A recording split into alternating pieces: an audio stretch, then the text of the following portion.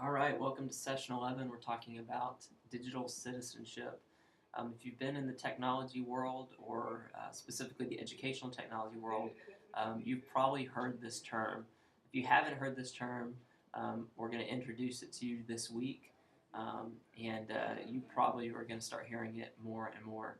Um, you know, the technology world, we've been interacting with technology with others. We've been online for a couple decades now, and we're just now starting to realize that this is kind of like a modern day wild, wild west.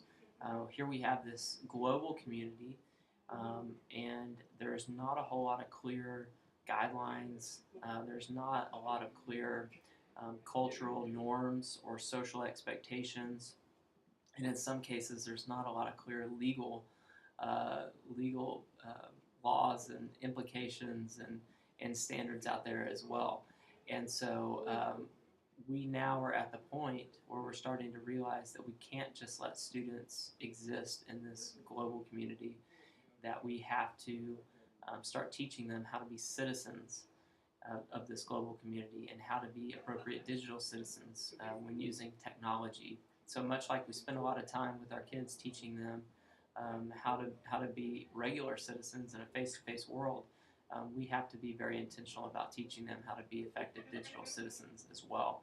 You're going to be looking at some material. Hopefully you've already read the book or completed the book or near completing the book, Digital Citizenship in Schools by Gerald Bailey and Mark Ribble, and been introduced to the 9 elements. And so I'm not going to go over those now, but this needs to be something that becomes important to you.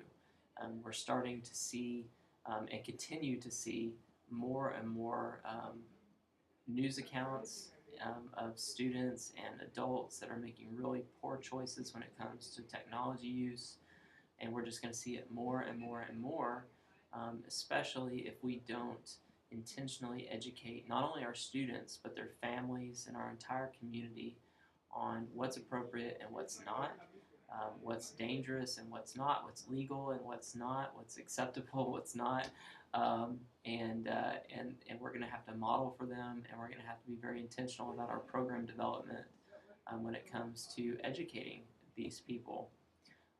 Some of the things that make it really difficult is that this is not limited to just one culture.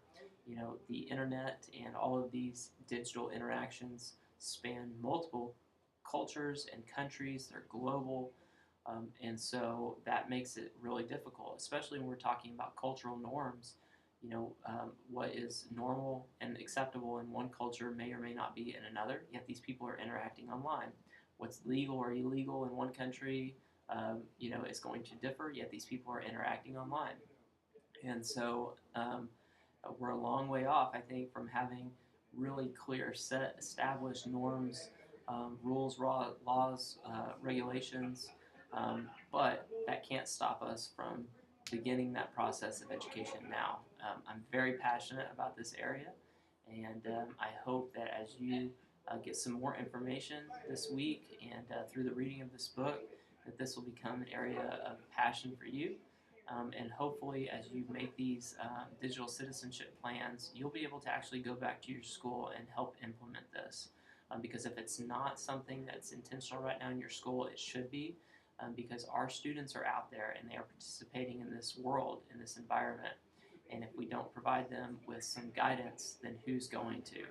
A lot of cases, their parents aren't going to, not because they don't want to, but because they don't know how. And so it's our job to come alongside these families and parents and really help them to become great digital citizens. So look forward to the discussions this week. I hope you enjoy the presentations and articles. And we're nearing the end of the semester, so make sure that you're keeping up with your assignments. And if you've got any questions, please reach out to me. You can call me, text me, or email me, and I'll get back to you as soon as possible. Have a great day and week, and we'll talk to you next week.